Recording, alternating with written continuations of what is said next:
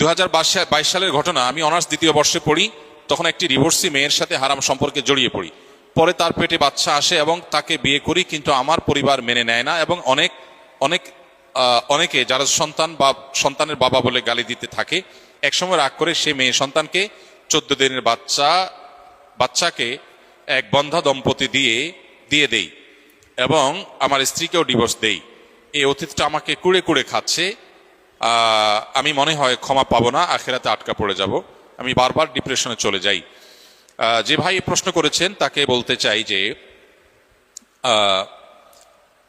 হারাম সম্পর্কে জড়াবার ফলে যে বাচ্চা এসেছে, সন্দেহাতীতভাবে সেটা আপনাদের উভয়ের জঘন্যতম কবিরা গুনাহগুলোর মধ্য থেকে একটা। কিন্তু প্রথমত বাচ্চার কোনো দোষ নাই। এই বাচ্চা চাইলে আল্লাহর নেককার বান্দা হয়ে জান্নাতি মানুষ হতে পারে, আবার বৈধভাবে জন্ম হওয়া অনেক বাচ্চা জাহান্নামী হতে পারে। এই জন্য বাচ্চাকে কেন্দ্র করে আপনাকে এলাকাবাসী কথা বলেছে, সেটার জন্য আপনি যে কাজ করেছেন সেটা গর্হিত কাজ, আপনি নিজে বুঝতে পেরেছেন। এখন যেটা করণীয় আপনার, প্রথম কথা হলো এই বাচ্চা সারা জীবনই আপনার বাচ্চা হিসাবে গণ্য হবে এবং আপনার বাচ্চা হিসাবে আপনি তার প্রতি কর্তব্য আপনার রয়েছে। অতএব সেই বাচ্চাকে আপনি অন্যত্র দিয়ে দেওয়া এটা জুলুম। আপনি এটা রিকভার করার সুযোগ থাকলে রিকভার করবেন, তার টেক কেয়ার করা, তার প্রতি দায়িত্ব পালন করা করবেন।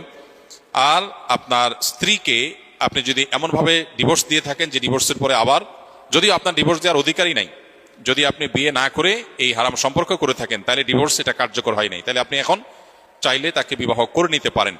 এবং যে জেনা হয়েছে সে জেনার জন্য আল্লাহর কাছে আপনার তওবায়ে নাসুহা, সর্বোচ্চ লেভেলের তওবা আপনাকে করতে হবে।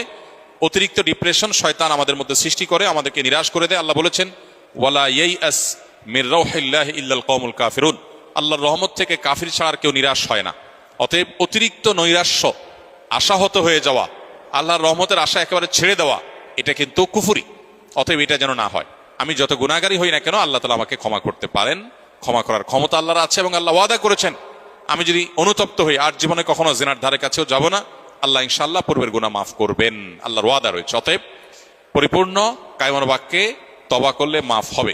আপনি যদি মনে করেন যে না আমার গুনাহ কোনোভাবেই মাফ হবে না, তাহলে সেক্ষেত্রে আপনি আল্লাহর প্রতি কুধারণা করলেন, এটা বরং অনুচিত কাজ হবে। অতএব অতিরিক্ত ডিপ্রেশনে না গিয়ে আল্লাহর কাছে মাফ চাইতে হবে। আল্লাহ তাআলা আমাদেরকে আমলের তৌফিক দান করুন।